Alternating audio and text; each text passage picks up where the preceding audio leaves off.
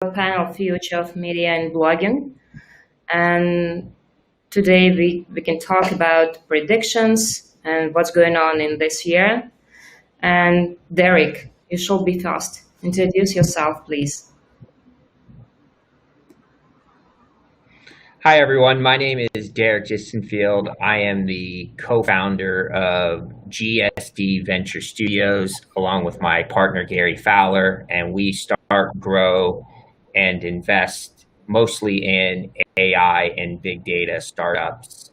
Our niches is that we focus on, although we're headquartered in Silicon Valley, we focus on companies outside of Silicon Valley in the far corners of the world, acting like a cross-border venture studio.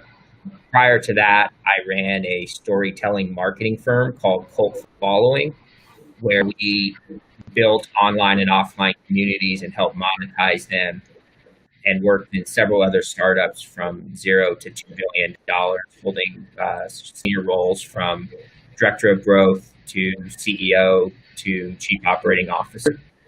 And I'm looking forward to being here today and hopefully learning something new as well. Yes, thank you so much. Okay, and our next guest, Vladimir. Yes, the same question. Introduce yourself, please. Yeah, thank you. Okay, hello. First of all, I would like to thank Manana and Derek for their time and attention. In my opinion, in our modern pandemic world, it's very important to organize such events for knowledge sharing and discussions, which may result in different cases. For example, some integrations or business performance improving. So where I'm from and who I am, my name is Volodymyr Maestrouy. I'm from Kyiv, from Ukraine. I'm a software engineer. And I have some experience in development services for media and marketing. Actually, today we launched our service PR.io. Is for the PR? For the PR? PR.io, yeah. Okay. So we launched our service on Product Hunt platform. Congratulations. Yeah, thank you. It was a big challenge, but we currently are product of the day, around 200 uploads, as I remember.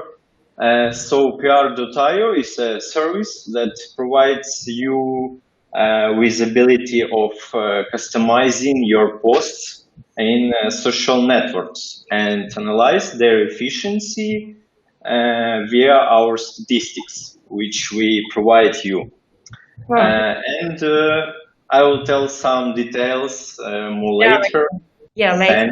Okay, guys. And my first question: what's going on in media and blogging? What is like new trends during the pandemic? What do you think? Yep. Derek. Yeah, let's start with Derek. No problem.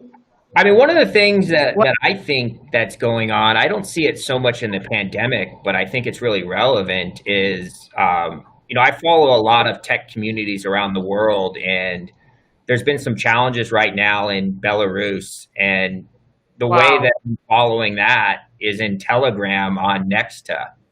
And one of the things that I think is interesting is in the 1970s, an American author, Hunter S. Thompson, kind of created this kind of journalism called gonzo journalism, where the journalists inject themselves into the stories.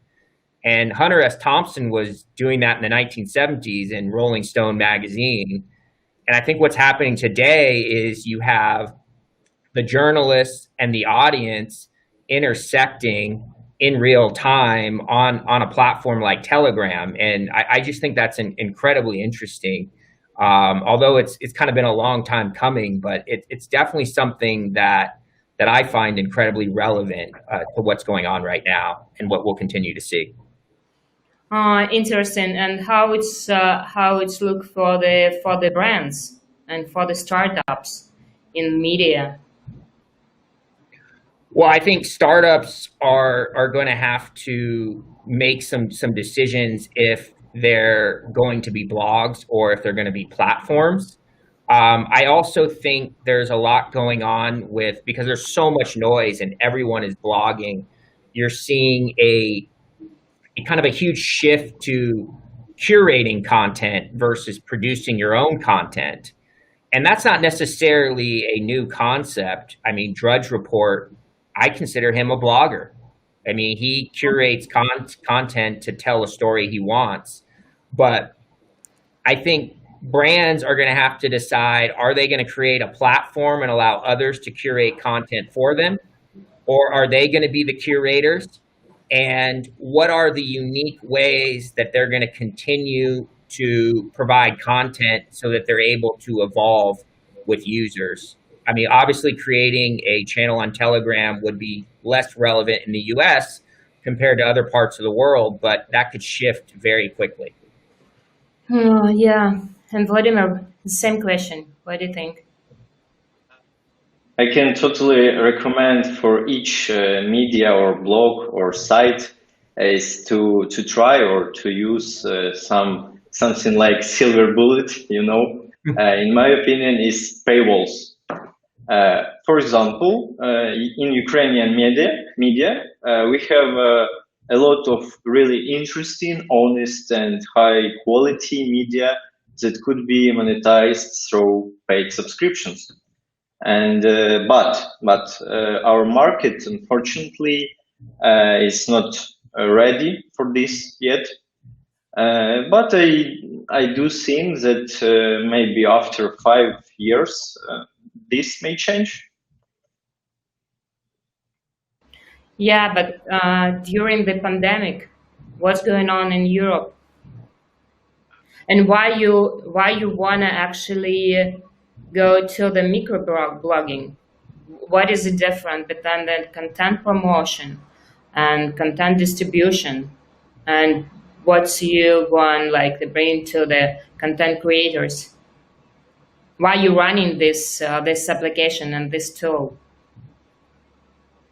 We want to solve one big problem for media, but also, of course, it depends of media domain or specific.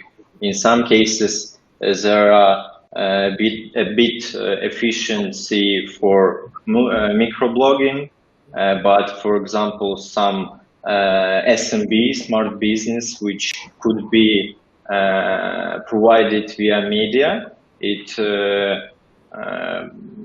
can be more efficient via some blogs or content distribution platforms. Okay, and next question. If we talk about future of media and blogging, what is the next big thing on the technology side? Beyond like the maybe next 10 or 15 years?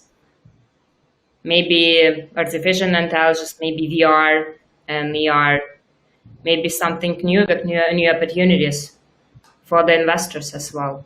Derek, what do you think? Well, I think that we're clearly moving towards a world of hyper-personalization.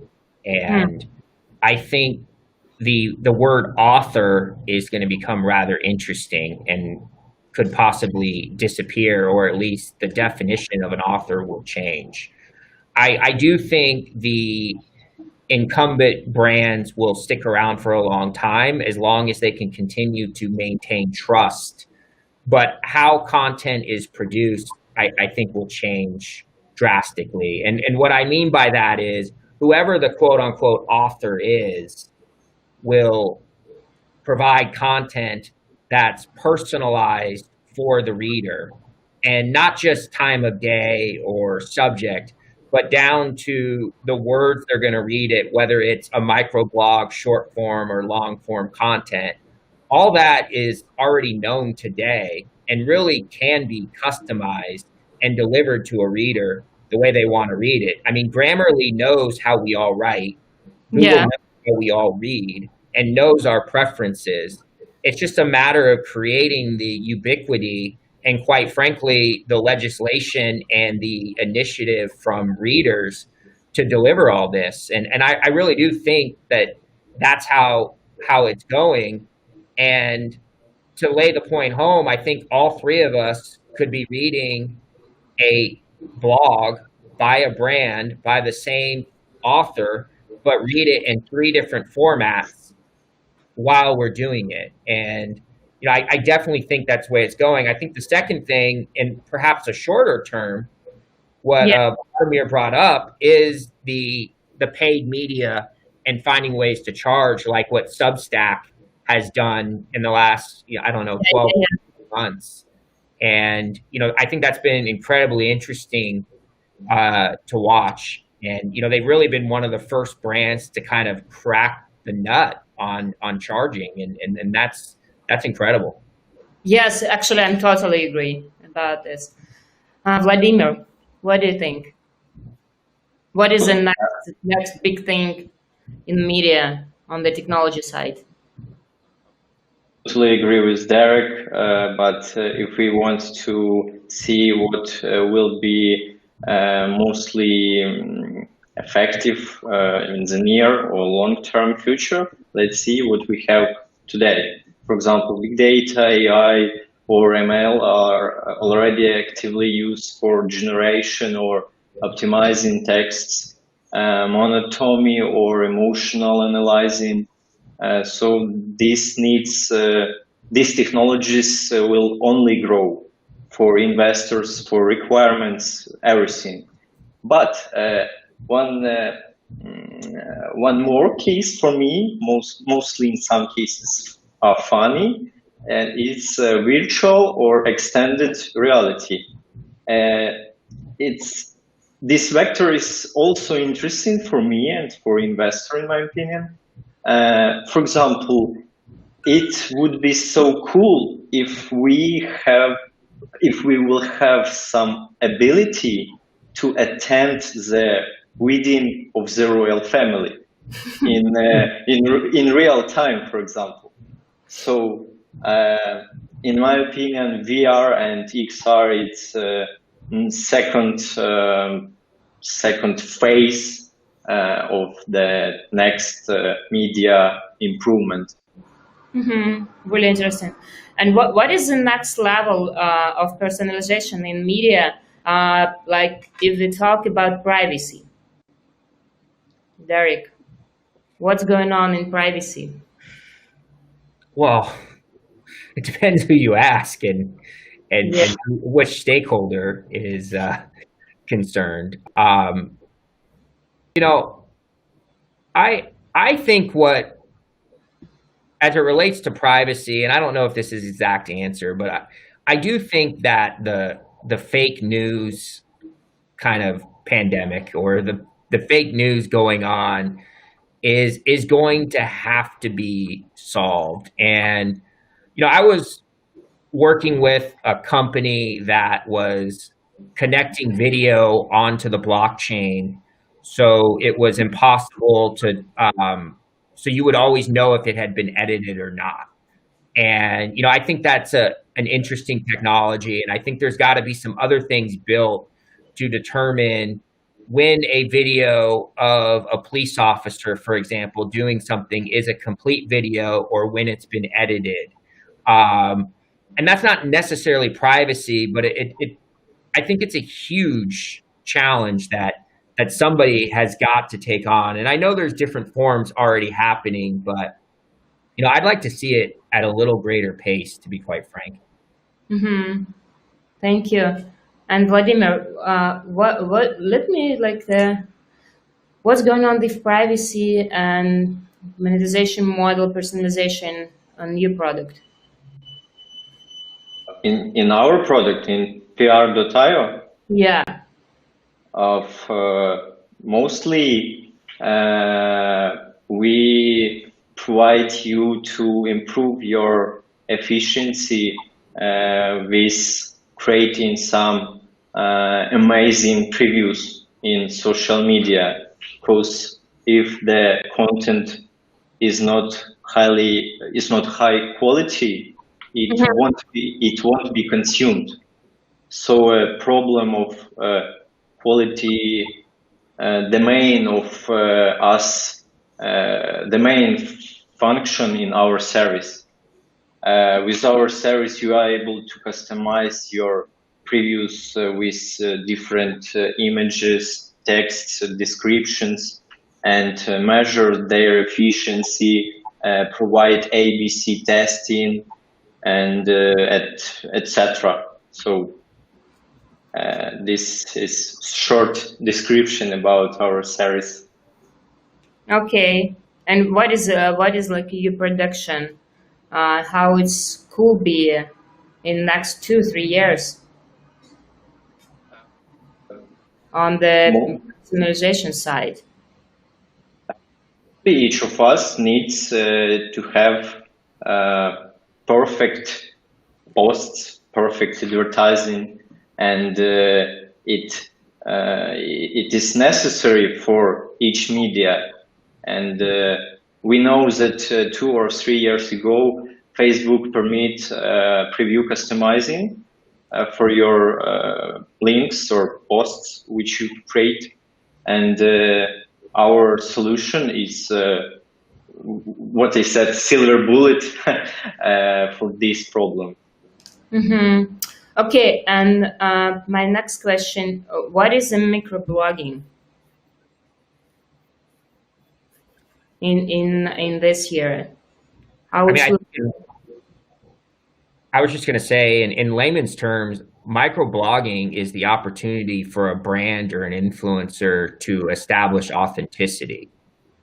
And so, blogs can have several forms, but I think what the microblog is, it's the conversation between you and your audience in an informal way that allows you to gain that credibility with your audience and that real authenticity. And that's where you see threads on Twitter and other places. Those are essentially just conversations that lead to that real connection. They usually have to be supported by some longer piece of content that validates the authenticity that they're created or utilizes it and brings it into their community. But the fake news, it's a real problem for the brands. What do you think? Well, yeah, that's what I was saying earlier. We can without the blockchain, for example. No, I mean, look, the internet is designed to get people to click, and people are going to continue to click when they see something that is interesting, whether it's real or not. And I also think that fake news is not a new phenomenon. I mean, when I was growing up, it was People Magazine and the National Enquirer. It was just trash news that people would read, sometimes for fun, and sometimes people took it more seriously than perhaps they should. I just think everything now is so hyper inflated, and there's so many different directions going on. I think somebody is going to have to figure out how to filter the noise. And, as I was saying earlier, that's where I kind of think that we're going to go towards curation versus being an author. And you're going to know that this person curates the content that you want to read, whether it be fake or real or indifferent. So that's what I see. And Vladimir, it's same question. What do you think? What is the future of microblogging, and how you can help? Can help brands and bloggers, and what is the next steps for the fake news? Unfortunately, I'm not an expert in microblogging, but I can suppose that microblogging became more easily and the popularity are grown mostly.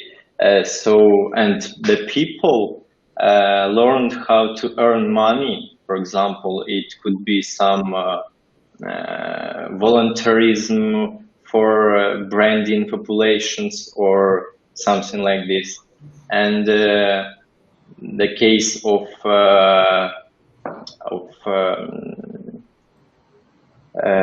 spam. Yeah, maybe like the spammers. Spammers, yeah, it's a big problem. And by another hand, it's a real problem to separate what news are fake or not.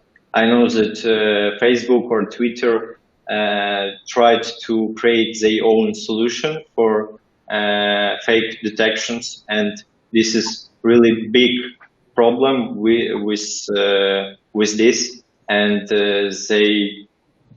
they stop it, as I understand, and just create a team around 4,000 or 5,000 of people which need to find sources of a news.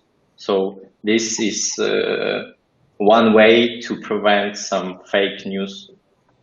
Yeah, because right now it's really important. Sure. In US, for example. And it's a really great question because 10 years ago, it was really, really funny time for the business models. For example, share economy. And what's going on with new business models in media? Well, we spoke about. Yeah, because look, I mentioned that 10 years ago, it was really, really like funny time for the startups like Pinterest, like startups in share economy too, and news media, and Twitter actually too was founded in this year. Yeah, and when I know like a lot of investors, they're looking for new business models in media. I was just going to say that we've spoken kind of about the paid media, and I think that's a big deal. I think figuring out the platform and the curation is another idea. But what I also think is interesting is when GDPR passed and CCPA passed, companies spent, it kind of delayed things by almost a year. And really all it did is it made smart guys, not guys like me, but the hackers and the engineers work for an extra 6 months to figure out how to actually target people the way they want to target them and compliant with the law. And I think we're just now starting to see some interesting companies come up. But I mean, the reality is that legislators have the best intentions, but engineers are always going to be able to come up with new codes and new ways to personalize things faster than legislators can write specific laws. And I think we've seen a lot of that with GDPR, and we were told that the whole world is going to die and social media will never exist because of this. And it was a legitimate technical challenge when you talk to engineers, but I've also never met an engineer that doesn't enjoy those challenges. And they usually, if they're incentivized properly, will get after it and solve it. And I think the trend right now is, how do you be compliant? And how do you provide personalization when we all know it's growing towards that? And it does require an extra layer that does take greater investment and greater time, and that's frustrating, I think, for most people in tech, because entrepreneurs want to just build things, and investors don't really like investing in things where their money's going towards regulatory things, not pure product enjoyment. And so I'm interested to see in the next 6, 12, 18 months on what's really going to come out that's going to be GDPR, CCPA compliant, that is going to be personalized blogs from brands, from authors, directly to the readers. And I think there's a lot there that's going to be exciting. Yeah, it's a great idea. Thank you. No, it's so like the powerful piece. Okay, and same question for the Vladimir. What do you think? As a software engineer, I'm totally agree with Derek, because I have some challenges with GDPR. In case of personalization via push notifications. So we are trying, and we currently try to improve personalization in push notification, in right push, in wide push notification systems, not spam. And in my opinion, this free sphere now currently, and there are a lot of opportunities for improving it. But one of the mostly strongly rule who can be dangerous for this solution is is GDPR, and there could be new laws or rules in Europe, in USA, etc. And but mostly we, as a people, as a reader, as a content consumer, I need to have that content which I like. So in each sphere, we need smart personalization systems. Mm-hmm. And guys, let's talk about TikTok generation. What's going on? Sometimes it's called it like the Robin Hood generation, and how we can support to the creators from this target audience. What do you think, Derek? It's like you. The thing that I want to say about TikTok is No, it's so like important right now. no, it absolutely is. And what I think sometimes gets glossed over is every single social media platform that's in existence today has started out just for kids. And then it seems to migrate up the chain in maturity wise. So what I'm most kind of watching, and I don't exactly know how it's going to happen or when, but how TikTok starts to move up the generational chain, and we'll all be TikTok users. And what that means is that the content most likely will start changing towards a more mature audience and won't be just, funny dance songs and karaoke and, whatever else is on now. But, I'm kind of looking for, who is that influencer person and brands that are going to start pushing it up into a more mature audience, because I do think it will happen. And I don't know if it's, a guy like Gary Vaynerchuk or who it is, but I think it's going to happen, and I'm excited to watch it. I like TikTok. I go on and for fun. I think that it will become a more useful utility. I mean, they certainly have the data to figure it out, and it'll be interesting to watch. Yeah, and YouTube actually running right now shorts, like the small videos. Yeah, let's see. It's funny that Quibi spent all that money and all that supposed brain power on a platform that has really failed, and then you have TikTok, which has really taken off, and that's also been interesting to watch too. Yeah, and main question, because it's all about entrepreneurship, like the solo entrepreneurs, like small creators who running, I don't know, like the influence agencies in Los Angeles, in New York City, and I'm so excited because it's looked like really like like the new generation, and maybe something like coming after the like a pandemic. Vladimir, what do you think? What do you feel in this side? I believe that TikTok is a new Instagram where influencers can spread or provide their content or information via video stream, via video. But there are some problems with TikTok. We know some problem in USA with Donald Trump, and mostly TikTok needs to create some validation or censorship. So there are some good cases and bad. For the brand or for the influencers? For the influencers, sure. Wow. What do you mean?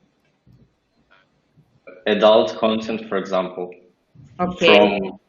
from children and something like this, which is permitted for our culture. Yeah, fake news too, and deep fake, yeah? Yeah, sure. Deep fake, it's Yeah. And actually, like, my question was about your product. Maybe you can share your future roadmap, new features. yep, sure.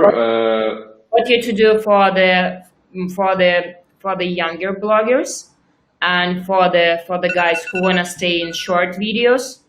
How we can support with like brand connections, and plus, yeah, and let's talk about deep fake technologies.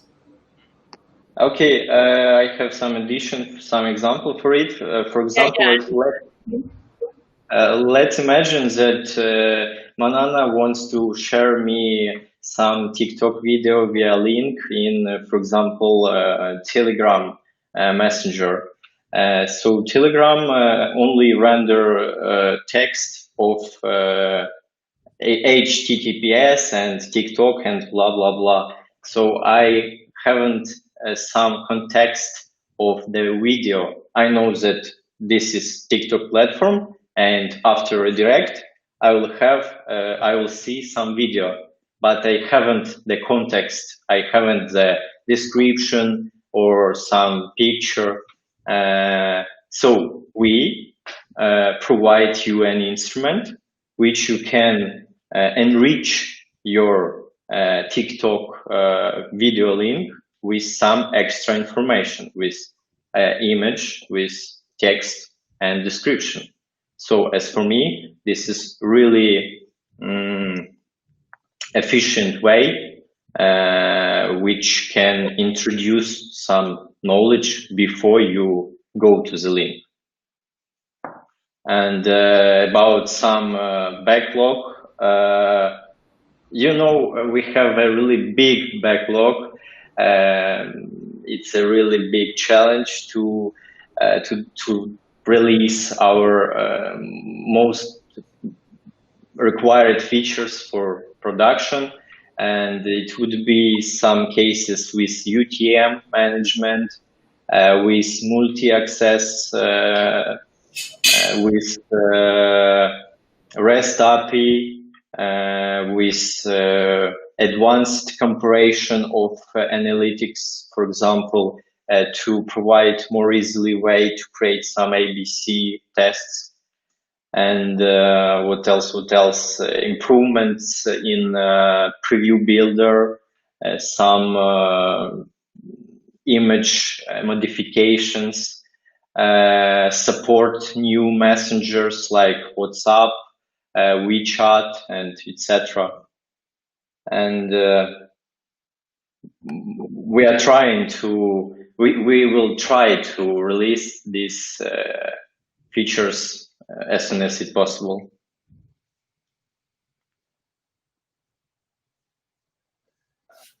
We can't hear you. Yeah, and like how it work on the brand side, or like agencies, influence agencies. In future, we will have some subscriptions for agencies. When some agency can create some teams or some separate accounts. And for example, one of the most killer feature for me is to real-time smart smart real-time statistics sharing. For example, you're a media agency and you want to share the stats of some advertising or some post for your customer. And mostly it looks like Excel or CSV files when you can send it via some messengers or Google Drive, for example. Let's imagine you are able to send only one link where will be some informations without any security or with security. It depends of some cases. And this link would real time changed from your activity of your posts. Okay. Derek, what do you think? And please share like your strategy on the storytelling side. Why it's so important right now? Well, I think the story is important. Yeah, because storytelling, it's like it's not like a trendy right now, but it's like a number one thing for the startups and for the bloggers as well, and it's so complicated. Yeah, I mean, one of the things that I tell startups, especially engineer-heavy startups, is nobody cares what you do; they care how you can help them. And I think the kind of second thesis is that people love authenticity, and they love to feel like a brand, that they are part of a community and the brand is part of them. I mean, Airbnb has done that really well. Slack has done that. But I mean, really most famously, you know, Nike and Apple have done that. Now, Nike and Apple are much older companies than many brands we're talking about today are, and they use traditional media to tell that story. But today, you know, an athlete doesn't tell a story by being in a commercial the way Michael Jordan famously did with Nike. Yeah. Today, an athlete tells a story by microblogging on Twitter and really does the unscalable things. I think, and what I mean by that is the way that you really create authenticity is you do things that don't scale, like when Taylor Swift goes on the prom date with the one fan that asks her. I mean, that's an unscalable process or idea that she does, and others do, but doing that, something that is so unscalable or so hard, it creates an authenticity that fans love. And there's other examples of that too. So I think finding ways to strategically communicate with your audience in a way that doesn't scale is how you could really catapult your message at scale. And maybe I talk myself a little bit in circles, but I mean, that's what I think is important is. What is your like the best example for the amazing storytelling if they talk about startups? For example, I don't know, Ethereum. Well, I mean, Ethereum is a good one, but I think, I mean, there's different ways to tell stories and there's different ways to create a community. Yeah. I think the big community right now that is taking off, although not in numbers, but in hype, is Clubhouse. And yes. I think it's incredibly interesting to watch. And I mean, they took the classic playbook that, you know, comes up once every couple of years. I mean, 2 years ago or 3 years ago, it was Superhuman with email. And Clubhouse really just did the exact same thing. They made it very exclusive, very hard to get into. They got the right influencers in the Valley using it and talking about it and microblogging on tweeting about it. And now everyone wants to go to Clubhouse, even though they don't know what it is. And it's essentially just having a conversation in front of the whole world, and which is so contradictory for people that are worried about privacy. But I think that is a good way where they've used that nightclub with the red rope approach to create buzz, and also the people that are in there feel like a level of connectiveness. It's like, oh, you're in Clubhouse. Oh, a friend of mine is he works in venture capital, and he's got a Clubhouse event, and he, you know, showed me the banner and was really excited. And, you know, he was hoping that because he has the event, maybe his invite will get accepted. And so, I mean, I think that part of the story is super interesting, but then it's coupled with an interesting product because they're not really the first product to try this kind of verbal social media platform. It's not new. I don't know how many social media companies there have been that have the word talk in it. I mean, there's a lot if you just Google social media and talk and all of them have had something similar and they've failed. So it will be interesting to see what comes of this. Interesting. And what do you think? What is your favorite blogger right now? What do you think about podcasting? This is so popular in US. I mean, yeah. No, it's independent. Of course, it's independent the style. For example, Joe Rogan. It's like the interviews. He's actually blogger as well. I think that he sold his library to the. It's like it's amazing, like the price for his library, his interviews. Look, I think podcasts still have that era of craft beer rawness in the United States where you feel like it's a real conversation. I would say that most people that listen to Joe Rogan probably think they know the kind of guy he is. He smokes the pot with Elon Musk and, I mean, what a brilliant move, just creating this different story. And, I personally remember when podcasts first came out and I listened to them like crazy and I burnt myself out. We see if the rest of the American people will burn themselves out on them. I'd be curious to know what the average amount of time actually listened to on podcasts. I mean, are people listening 10, 15, 20, 30 minutes or yeah, exactly. 2 minutes?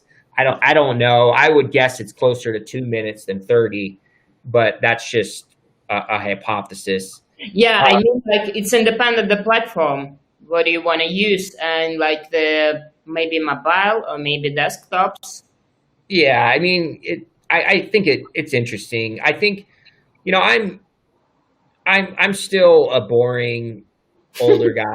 So I mean, I read one of my favorite blogs is Fred Wilson.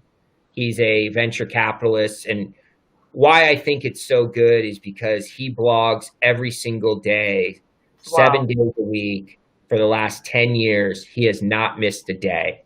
Wow. And that's an incredible relationship with his audience. I think he has an audience of 10 million, and I think he has about a 70% open rate. I mean, it's like a absolute job for the investor. I mean, it's a great thing, and it creates a great relationship, a great funnel of business and deal flow and influence in an industry. And, I believe that I know Fred Wilson. I've only met him one time, but, I read his blog every day and I believe I have that connection with him. He's actually, and you know what? The other thing is, this is a guy that gets, 7 million opens a day. And I probably responded 3 or 4 times because it comes via email too. And I've responded 3 or 4 times to his email and he's responded every time. And that's an action and I'm not important. And it's just an action that doesn't scale, but he understands the value of doing those little things to really keep up the relationship with your readers. And so, I really like what he does.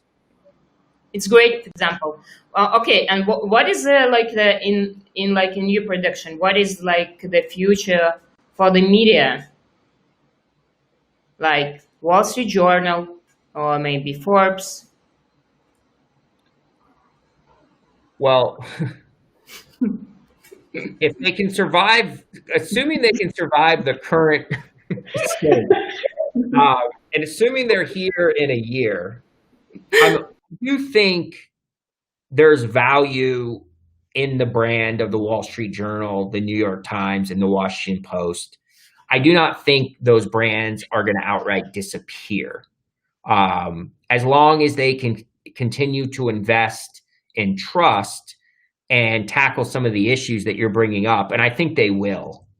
But I do think the writing and the consumption and what is actually a reporter versus a participant and a reader. I think those lines are going to get closer and closer together. And, technology disrupted almost every single entertainment medium. And I think there's going to be a big disruption in what it means to be a news reporter, because I think we're all news reporters. Yes. And, I think that, Visa and MasterCard have a great business model. They don't really do anything. They just validate the transactions and validate trust. And I think if the brands can develop something where they're validating the trust, we're all reporters and we're all part of the story.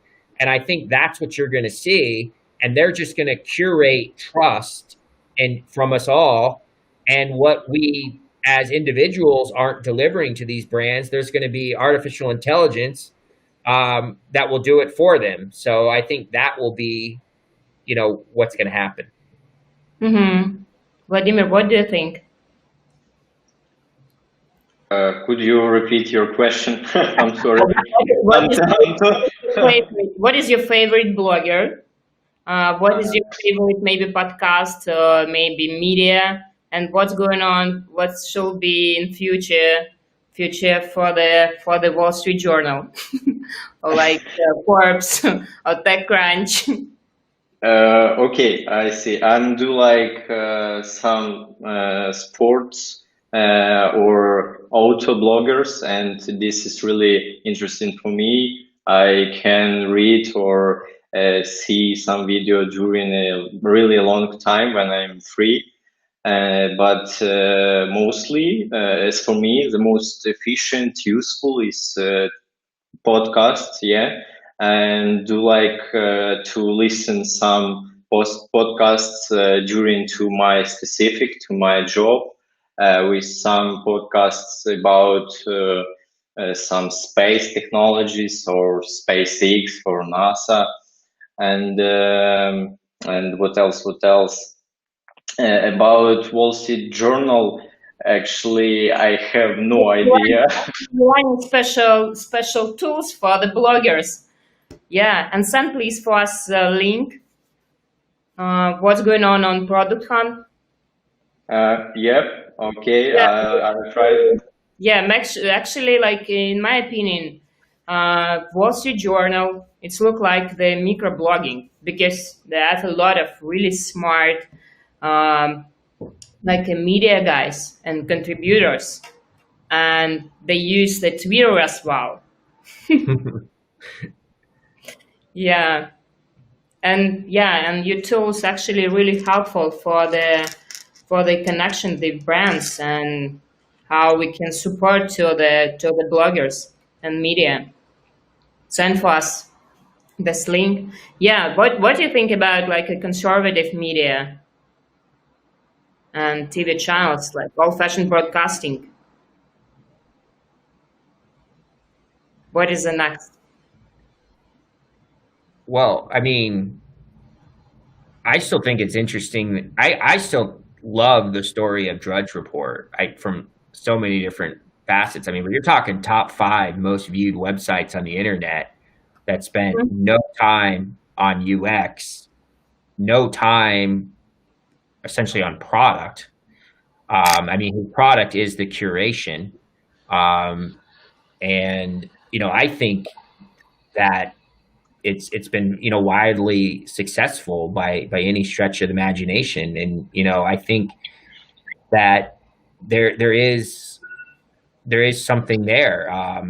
And you don't have to agree with it, but from the idea that you should let your users tell you what you should build and how you should do it. I mean, that is one of the best stories ever. I think it's, it's up there with Craigslist on, how you should launch a product and when you should launch it. And I think, clearly his audience does not need the Vox type media experience, which is a completely different audience, obviously, and a completely different UX. But Yeah, it's I think that people are going to flock to brands that they trust, and Drudge Report has developed a brand with conservatives that people trust, and they accept that curation. So if brands want to focus on conservative media, there's obviously a market to do that, and that's going to be the choice they make.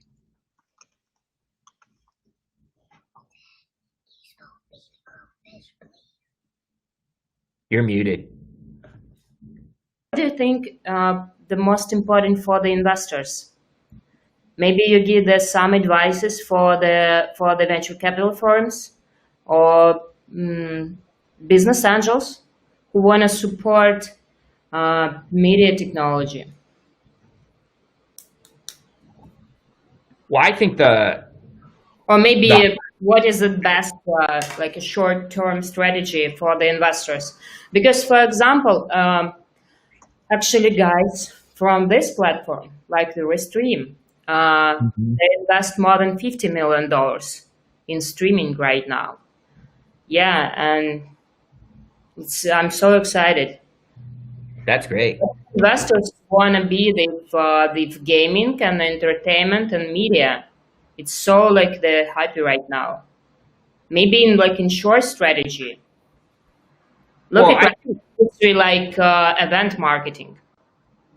I think that when the gold rush happened in California in 1940s, the people that built shovels and sold shovels probably made more money on average than people that were coming for the gold. And, I think from like an investor standpoint, there's still this notion that building platforms is probably where the idea is, and it's figuring out what the next platform is. And that's why Clubhouse was able to get the most investment. I would say that the most exciting stuff happening on social media right now is in closed messaging groups. And I think that's a little hard to penetrate, but I think it's those closed Slack channels with the director of growth from the top 20 VC firms, if you're interested, or top 20 Silicon Valley firms, if you're interested in growth. I mean, it's the WhatsApp channels that have, engineers from all around the world that are collaborating with just amongst themselves. I think that there's just a lot going on in these kind of closed channels. And I think if investors could penetrate them and kind of see what's going on, I think that there's products that can come out of that. So, I mean, that's what I think is really cool. And what is your advice for the media startups? How they can survive during the pandemic?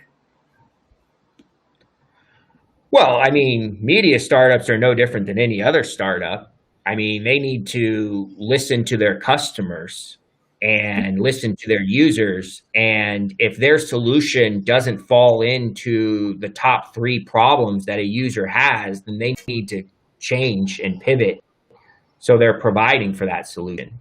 Or they need to retell the story, how it fits into the top 3 problems that their users have. And if they're not doing that, or if they haven't done it already, they're probably too late. And plus, they talk about storytelling and community. Yeah, I mean, one of our portfolio companies, for example, does they do digital signage with facial recognition analytics for retail stores. And they have 15 analytics on digital signs that they can do customized real-time shopping experiences. And it's an incredible company. They're taking off prior to the pandemic. Then the pandemic happens, and hey, you know what? We talked to customers, and we learned that this is great, but it's not one of our top 3 concerns right now. And we asked, what is top 3 concerns? And they said COVID, COVID, and COVID.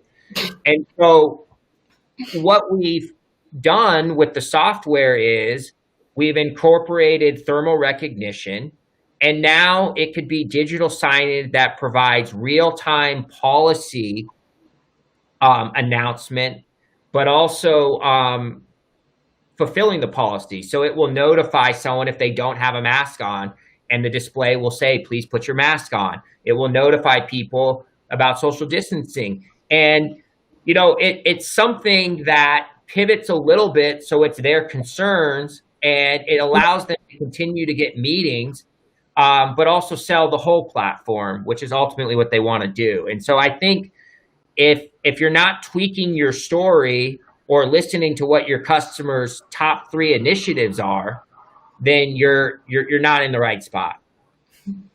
Okay, thank you so much. Okay, and Vladimir, what is your special advice for the startups on media side, how they can survive? Maybe on technology, because Yep, you sure. actually because your example they've product hunt. It's I think it's look like the really nice for the new adapters. Yep. And what's going on with your pilot? Yep, sure. It's totally true. Product Hunt and some similar platforms can provide you a big feedback. And after that, you are able to pivot your product or to make some difference to create new features, etc. And I can recommend only to find out new monetization ways. It's simply way when each domain can survive. But this is great idea for the creators as well. They can check your technology, and it's all about your customers. You can get the feedback and Yeah. go to the cash flow business. This is really important for the startups. Yeah, but it's a really tricky topic. Okay, guys, thank you actually for this 60 minutes. Yeah, it was great conversation. Have a great weekend. Thank And you see very you. much. Thank you too. Yeah, Stay safe. Have a see great you. weekend. Bye-bye. Yeah, bye bye. Bye.